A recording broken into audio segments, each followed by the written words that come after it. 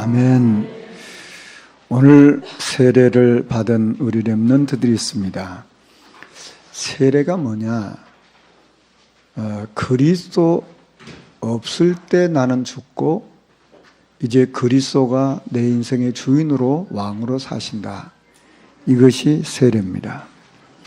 그래서 우리는 그리스도 없을 때를 사망이라고 말하고 그리스도가 내 안에 오면 그걸 보고 영생이라, 생명을 얻었다, 그렇게 말합니다.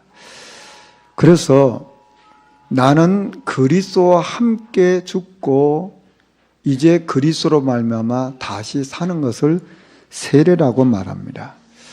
그렇다면 사실은 우리가 오늘 우리 렘넌트들 세례를 받았는데 사실은 정확하게 말하면 우리는 날마다 세례를 받아야 되는 거예요. 안 그렇습니까?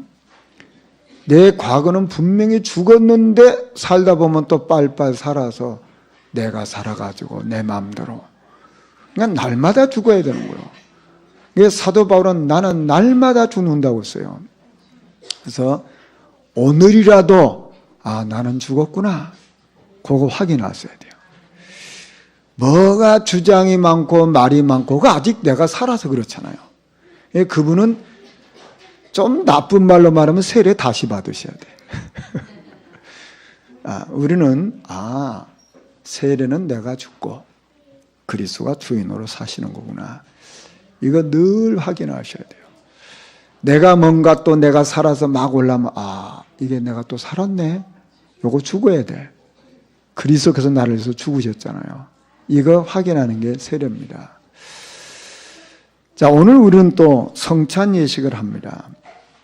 예수님께서 십자가 지시고 죽으시기 바로 전날 밤 제자들과 함께 마지막 식사를 하셨어요. 떡을 주시면서 이것은 내가 너희를 찢기는 살이다, 받아 먹으라고 했어요. 그리고 잔을 주시면서 이건 내가 너희를 흘리는 피다, 그렇게 하시면서 받아 먹으라고 했어요. 그러면서 천국 갈 때까지 이것을 계속하라, 이렇게 말씀했어요. 그래서 마가다락방 성도들은 모일 때마다 성찬 예식을 했어요. 자, 그러니까 무슨 얘기입니까? 그리스도께서 십자가상에서 살을 지키시고 피를 흘리셔서 우리의 모든 죄를 끝냈다, 그 말이에요. 그리스도께서 십자가상에서 이 마귀의 머리를 박살냈다, 그 말이에요. 그리스도께서 십자가상에서 지옥의 저주를 끝냈다, 그 말이에요. 이것을 눈으로 보는 그 예식이 성찬 예식이에요. 그래서 마가다락방 성도는 모일 때마다 이걸 했다, 그 말이에요. 오늘 우리는 이 예식을 하면서 이것은 눈에 보이는 예식이에요. 눈에 보이는 예식을 통해서 그렇구나, 영적으로 그리스도께서 나의 왕이시고 내 안에 들어와서 나와 함께 사시는구나, 이걸 확인하는 것이 성찬 예식이라, 그 말이에요. 우리가 육신적으로도 살아있는 동안은 먹어야 살잖아요. 먹지 못하면 우리 인간은 힘을 잃고 이제 생명이 끝나는 거잖아요. 바로 영적으로 똑같습니다. 우리는 말씀을 듣고 또 읽고 또 쓰고 또 암송하고, 이게 바로 뭡니까? 내가 영적으로 사는 길이에요. 만약에 우리가 말씀을 듣지 않고 말씀과 상관없이 살게 되면 우리 영은 아무 힘이 없게 되는 거예요. 그래서 영적으로 건강한 사람은 말씀을 또 듣고 그러는 거예요. 또 말씀 듣고 또 그걸 또 생각하고 묵상하고 또 기도하고, 그게 살아있는 거예요. 우리는 매일같이 십자가상에서 나를 위해서 살이 찢기시고 피를 흘리신 그리스도를 생각하는 거예요. 이때 사단이 꺾였구나, 바로 이때 죄 저주가 끝났구나, 이때 지옥의 권세가 끝났구나, 이거 확인하는 거예요. 이게 성찬 예식이라, 그 말이에요. 내 영혼이 사냥꾼이 올무를 쳐놨는데 그 올무에 걸린 것처럼 우리가 매서 살았는데 그리스도께서 그 올무를 꺾어버렸구나, 거기서 내가 해방됐구나, 이거 확인하는 게 성찬 예식이라 그 말이에요. 어느 정도 우리는 확실히 알아야 되냐? 예수님께서 우리를 살려주셨고 우리를 이렇게 세우셨고 예수님이 계시는 보좌 우편에 저와 여러분이 앉는다 그 말이에요. 그게 성찬 예식이야. 이걸 꼭 마음에 새기셔야 돼요. 그게 성찬 예식인데 그러면 우리가 실제 살아가면서 보면요. 참 이게 나에게 이 마귀가 심어놓은 게 있어요. 틀린 거. 그 망할 건데 심어놨어요. 여러분 성경에 보면요. 하나님이 아브라함을 불렀습니다. 아브라함은 뭘 하고 있었냐면 우상을 섬기고 있어요. 우상을 섬기고 있는데 그게 잘하는 것이라고 생각하면서 우상을 섬기는 겁니다. 이게 못된 거야. 그러면 안 하겠죠. 근데 그게 잘하는 거라고 생각하고 우상을 섬기고 있었어요. 그러니까 우상 섬기는 게 바로 뭡니까? 귀신을 불러들이는 거잖아요. 그게 그렇게 나쁘다는 걸 모르니까 그렇게 하는 거예요. 문화니까. 다른 사람 하니까 그렇게 사는 거예요. 여러분, 병 중에 무서운 병이 뭔지 아십니까? 어떤 병이 몸에 나타나면요. 아, 내가 병이 들었구나. 그럼 의사의 도움을 받고 내가 몸을, 이런 건 안 되지. 병에 도움, 이 병을 나아야 되는데 도움이 안 되지. 그리고 자기 관리합니다. 또 의사 도움도 받고 좋은 약도 먹고 그러죠. 그런데요, 병 중에 가장 무서운 병이요. 모르는 병이요. 몰라. 자기의 병 들었는데도 몰라. 그러니까 모르니까 아무렇게 사는 거 아닙니까? 자기가 건강하다고 하는 거예요. 어느 날 무너지는 거 아닙니까? 여러분 보시죠. 요 마귀가 우리를 속이고 있는데 그걸 몰라? 그게 바로 뭡니까? 예틀이란 말이에요. 우리 교회도 전에 한번 왔었고요. 이번 우리가 지역 집중 훈련할 때 그 조은수 목사님이라는 분이 와서 이렇게 간증도 하고 포럼했잖아요. 그 목사님 아버지가 장로입니다. 3대째 예수 믿는 집안이에요. 그러니까 장로라는 말은 신앙생활 열심히 한다는 말이잖아요. 그 아버지가 신앙생활 열심히 하는 교회 장로입니다. 그것도 3대째라. 그러니까 완전 믿음의 가정 아닙니까? 그런데 자기 집에는 끊임없이 문제가 일어나는 거예요. 끊임없이. 이거 왜 이러냔 말이에요. 뭐 아버지 따라 엄마 따라서 뭐 억지로 교회를 갈 거 아닙니까? 아들이니까.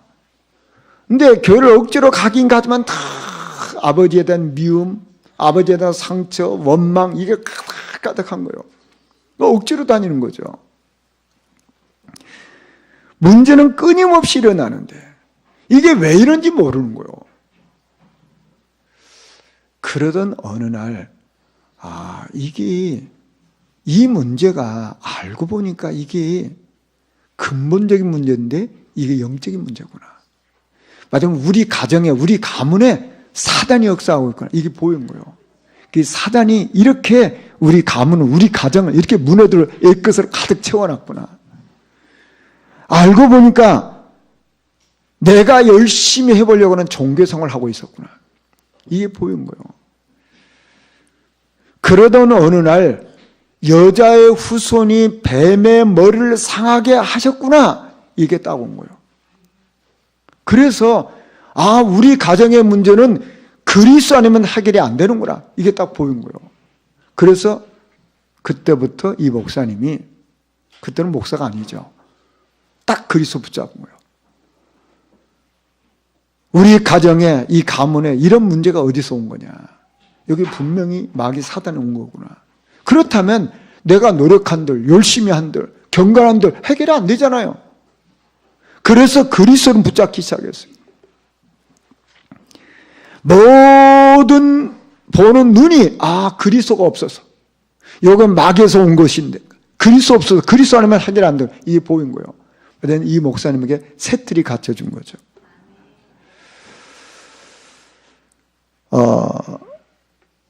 저는 그 말을 들으면서 그래 우리에게 정말 이게 모든 것이구나 깨달아졌어요.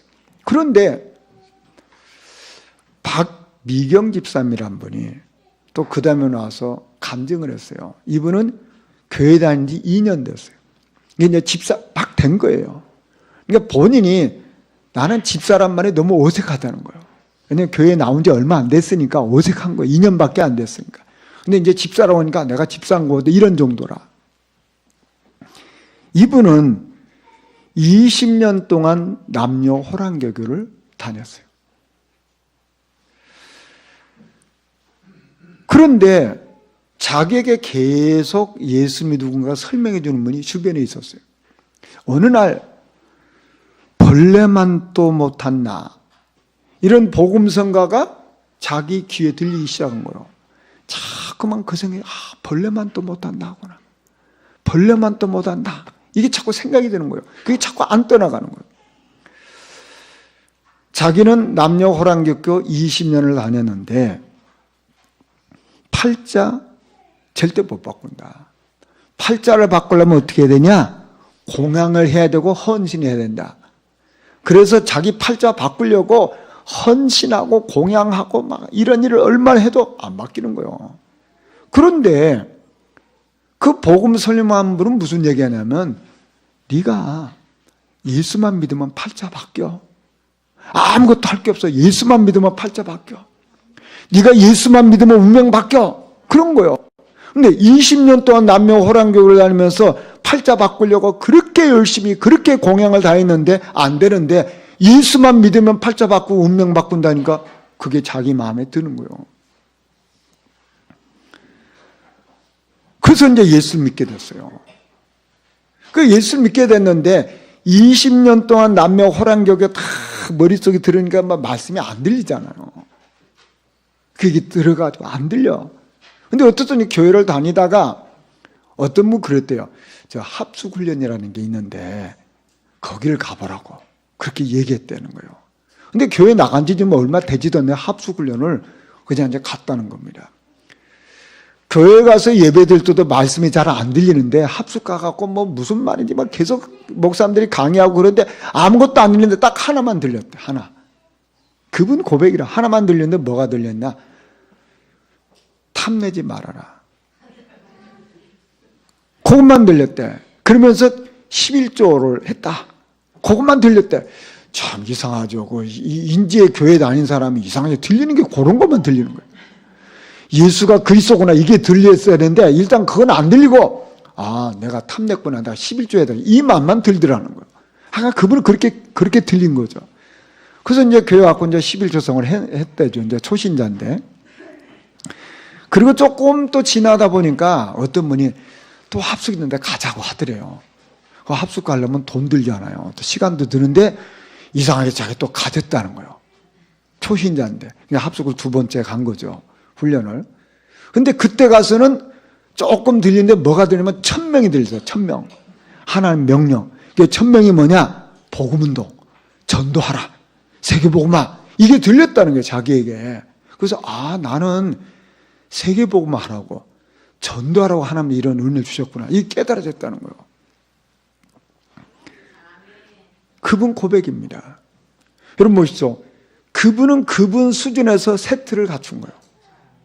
처음에 탐내지 말라. 이게 들려갖고 11조 생활하는 거. 그 다음에 내 인생이 뭐 해야 되냐? 복음 전하는 거. 근데 가만히 보니까요. 신앙생활하는데 가장 기본을 딱 터져간 거예요.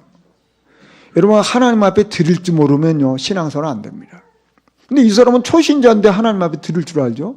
그 다음에 우리가 은혜 받고 해야 될 게 뭡니까? 복음 전하는 거잖아요. 그 말은 어눌하고 세상 말 같고 아직도 뭐 초신자 냄새가 나는데 정확하게 알고 있는 거야. 하나님 앞에 드릴 줄 알지. 그리고 전도 여기에 방향 맞추고. 그게 세틀 갖추는 겁니다. 저와 여러분은요.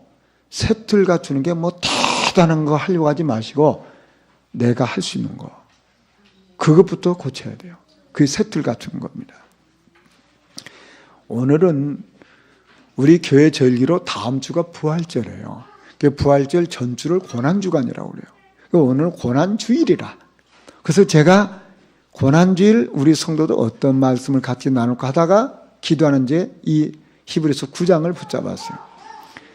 여기 11절에 보면 그리스도께서는 장래 좋은 일에 대제사장으로 오셨다 그랬어요. 자, 예수님이 이 땅에 오셨는데 대제사장으로 오셨다 그 말이에요.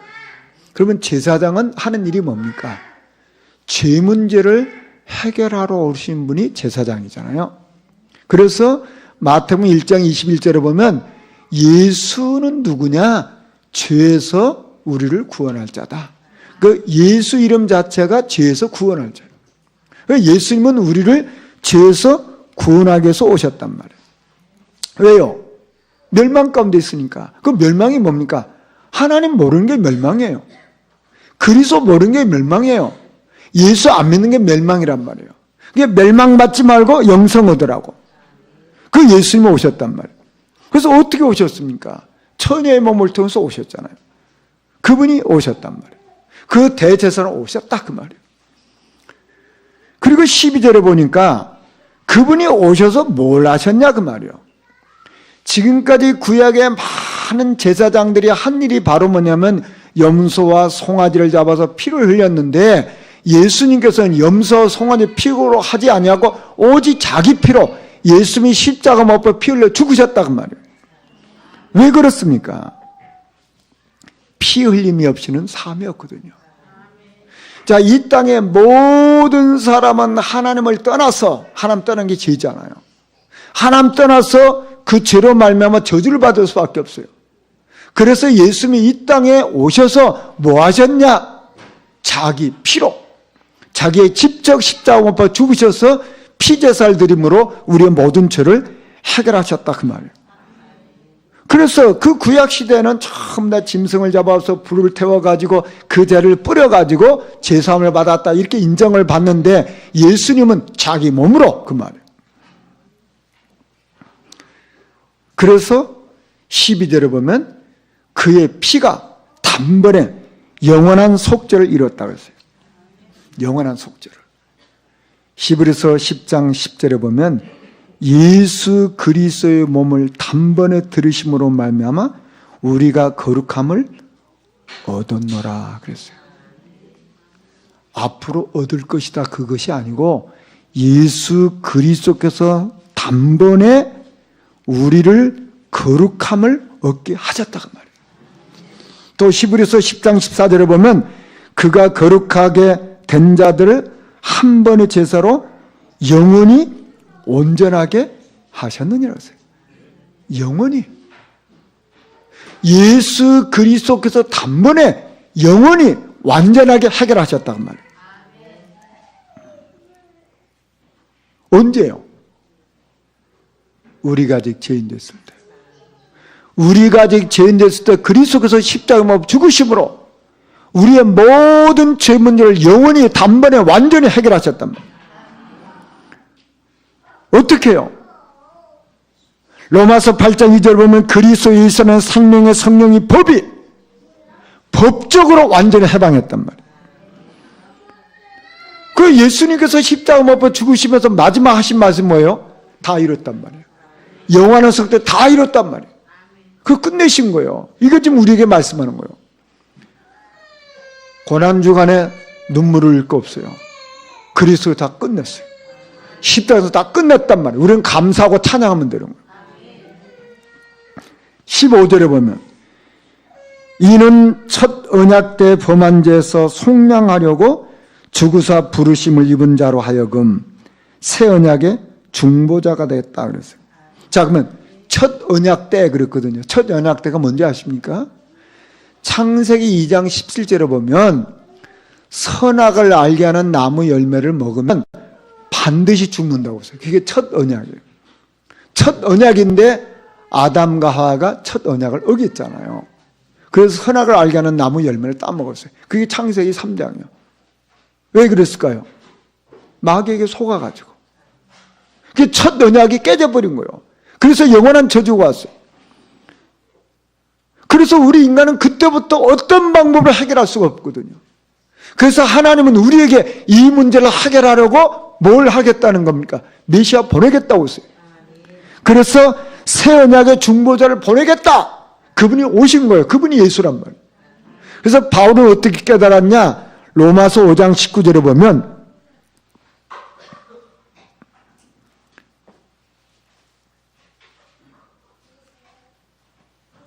한 사람에 순종하지 아니하므로, 이 한 사람은 아담을 말하는 거예요.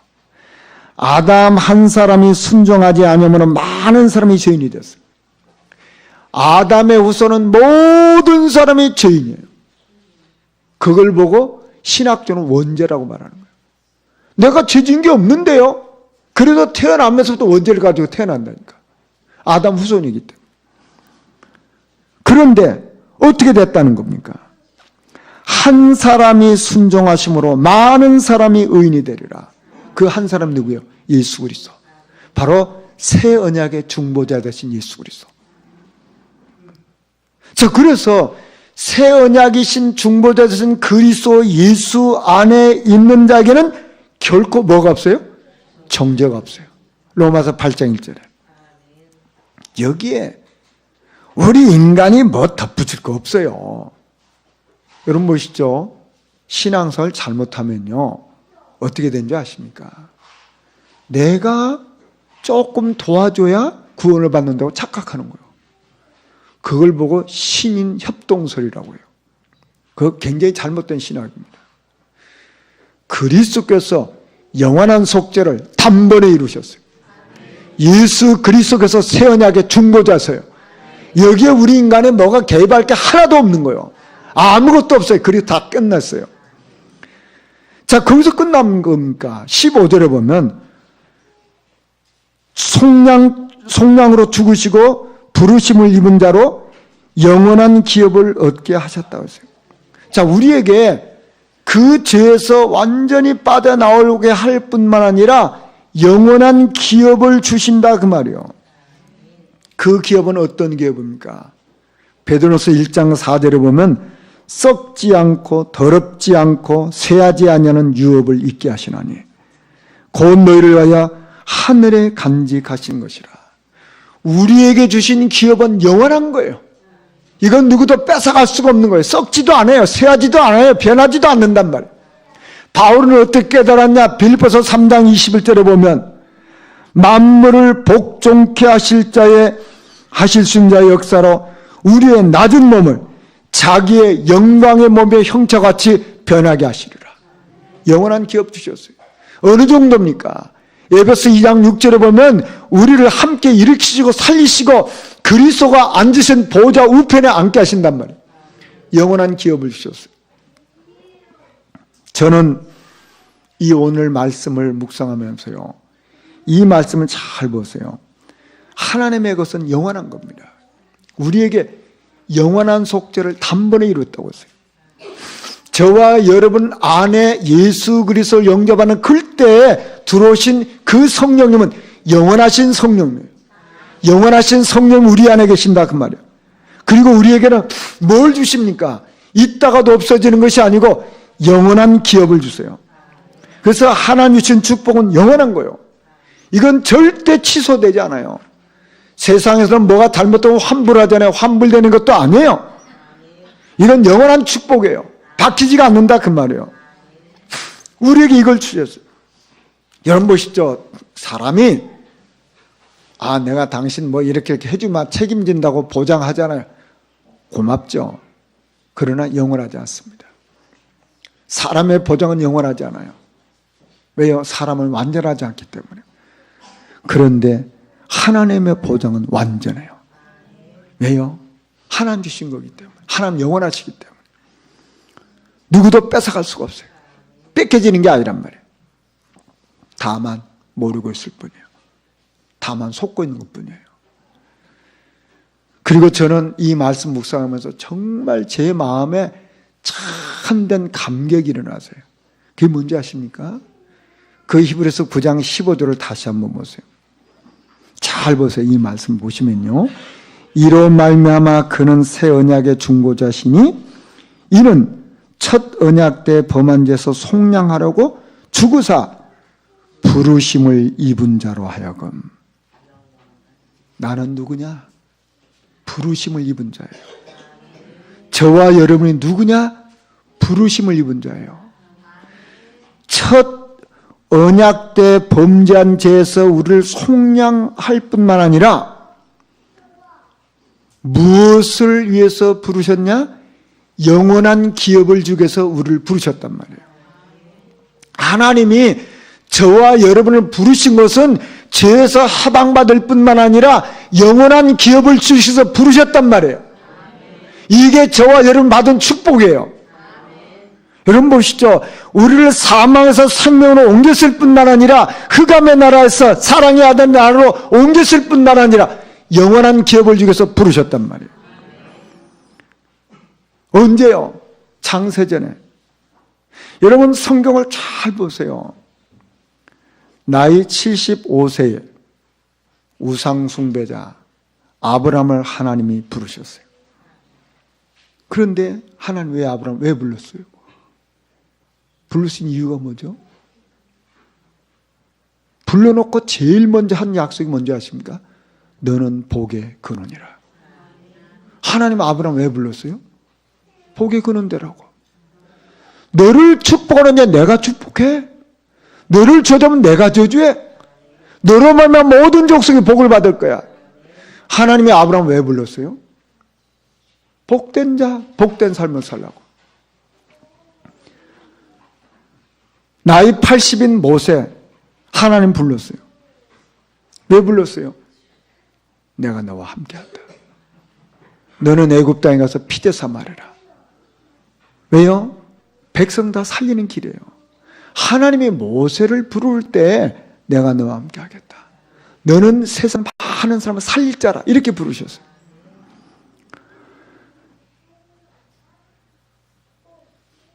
늘 밥 먹고 살기에 바쁜 사람 베드로. 배운 게 없잖아요. 근데 베드로 불렀어요. 나 따라오너라. 너는 사람 낚는 어부가 되게 하리라. 그렇게 부르셨어요. 핍박자 바울.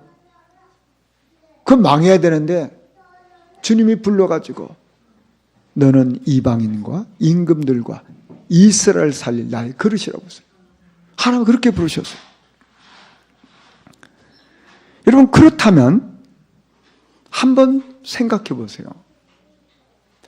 하나님이 아브라함을 불렀는데 아브라함이 불신앙도 하고 실수도 합니다.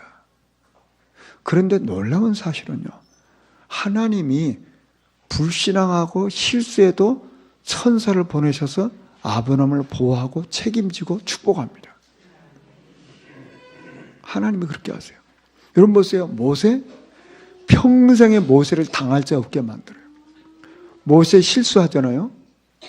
그 누나 형이 뭐라고 해요? 하나님 문둥병 걸리게 만듭니다. 모세를 책임지게 해요. 하나님이 부르신 자예요. 여러분 베드로 어느 정도 하나님 책임집니까? 예수 부인하고 저쪽 맹세 도망가요. 근데 다시 찾아오세요. 나중에 어떻게 하는지 아십니까? 베드로 감옥 갔어요. 하나님 천사 파송하셔서 그 감옥에서 건져내고요. 베드로 죽이려고 헤롯을 충이 먹어 죽게 만들어버려요. 이게 부름받은 자예요. 여러분 보시죠. 바울 인생, 평생에 바울이 가는 인생, 바울을 도울 자를 보내셔서 식주인으로 동역자로 보호자 보내셔서 바울 인생 책임지게 하는 거예요. 하나님은 저와 여러분을 부르셨어요. 저와 여러분 부르심을 입은 자예요. 딱 마음에 새기셔야 돼요. 고난주간 메시지 꼭 붙잡으세요. 아, 나는 부르심을 입은 자구나. 자, 보시죠. 처음에 이렇게 부름을 받은 이게 생명이잖아요. 그런데 이 영원하신 성령이 내 안에 들어오신 거잖아요. 이게 처음에는 미약해 보입니다. 이 생명의 약속 처음에는 미약해 보여, 보잘것없이 보여요. 그런데 그 아브라함 아무 힘도 없는데 하나님이 아브라함을 통해서 어떤 일을 하십니까? 그 아들 이삭, 그 손주 야곱, 그 중손주 요셉을 통해서 어떻게 합니까? 모든 사람이 부인할 수 없는 역사를 하나님이 일으키는 거예요. 생명의 약속. 그 후손 다윗을 통해서 그리스도가 오세요. 이렇게 생명의 약속은 미약한 것처럼 보지만 그게 지금 저와 여러분께 와 있잖아요. 그 생명이 우리에게까지, 나에게까지 왔어요. 그러면 나를 통해서 앞으로 생명이 계속 확산될 거예요. 이게 생명의 약속입니다.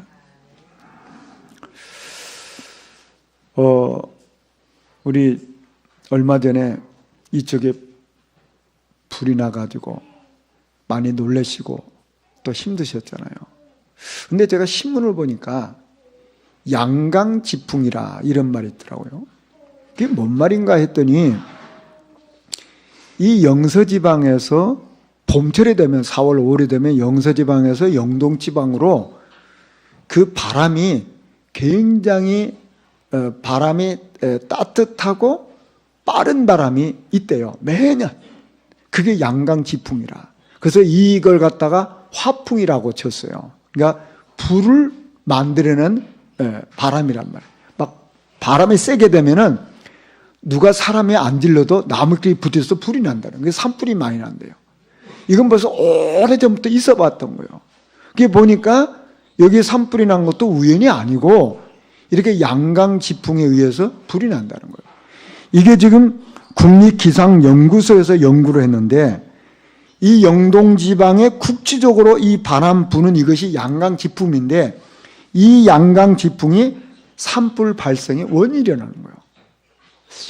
그래서 우리가 불을 만났잖아요. 불을 만났을 때 야, 불 무섭다 이렇게 하잖아요. 다 불 무섭다. 그런데 더 무서운 게 뭔지 아십니까? 불보다 무서운 게 바람이라. 불이 붙었더라도 이게 금방 끌 수 있는데 그게 그 불이 바람하고 부딪혀버리면요. 이건 막 급속도로 확산되는 거예요. 이번 불도 내내 그렇잖아요. 제가 그때 속지 없어갖고 잘 몰라. 근데 이게 바람이 너무너무 세니까 이게 막 얼마나 마음들이 동원되는데 막을 길이 없는 거예요. 그래서 불보다 무서운 게 바람이라. 저는 이거 보면서 참 우리가 힘들었고 또 무서웠지만 우리 깨달은 바가 있어요. 예수님께서 40일 동안 감람산에 제자들 불러 모으시고 하나님 나라를 말씀했어요. 마지막 제자들은 메시지가 예루살렘 떠나지 말아라. 아버지의 약속 기다려라. 몇 날이 못 돼요. 성령으로 세례를 받으려고 했어요. 그래서 이 약속을 딱 붙잡고 이분들이 마가다락방에 모였어요. 자, 이때 마가다락방은요 가면 안 돼요. 법적으로 금했어요. 이단 누명 씌워놨어요. 절대 가면 안 돼. 그런데 이 사람들은 마가다락방에 모였어요.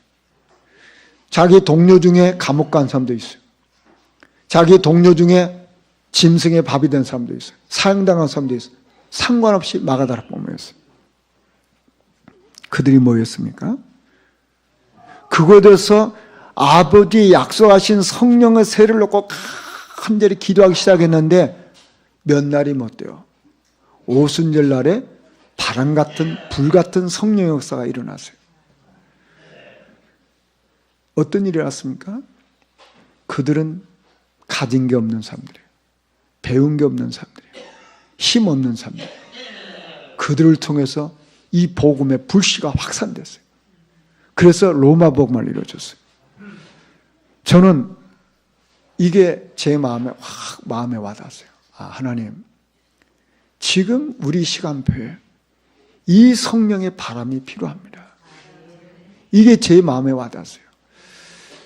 이게 우연이 아니지 않습니까?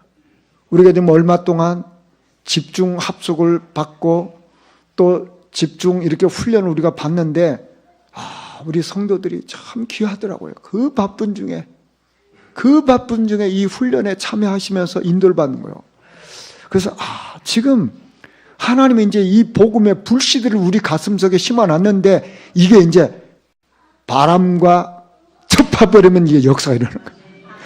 복음의 불씨들은 다 지금 가득가득한데 이게 이제 바람 불어버리면 되는 거예요. 이제 바람이 불어야 되는데 불쏘시개를 만들어야 될 거 아니에요. 그래서 제가 기도하다가 그래 우리 교회 자체 합숙 불씨 만들자. 우리에게 5월, 6월 전도자대 하자. 이게 지금 불씨 만드는 거예요. 그래서 저와 여러분이 이 복음의 불씨, 생명의 불씨를 가슴에 담고 이게 이제 바람하고 만나야 돼. 성령의 역사 속에 들어가야 돼. 그러면 내가 살고 우리 가정에 살고 후대가 살고 교회가 살고 지역이 사는 거예요. 이런 축복을 저는 사모하게 됐어요. 이제는 성령의 바람이 불어야 됩니다. 나에게, 우리 가정에, 우리 후대에, 우리 교회, 이 지역에 성령의 바람이 불어야 됩니다. 이게 마음에 와닿았어요. 기도 제목 붙잡게 됐단 말이에요. 말씀 정리하겠습니다. 저와 여러분은 오직 그리스도로 세트를 갖추길 바랍니다. 하나님이 우리에게 주신 것은 영원한 거예요. 일시적인 게 아니란 말이에요. 그렇다면 우리는 하나님이 주신 영원한 기업 붙잡고 정말 우리 인생이 성령의 바람 속에 인도받고 쓰임받는 축복된 인생 되어야 될 줄 믿습니다. 우리 말씀 생각하시면 잠깐 기도하시겠습니다. 주님을 찬양.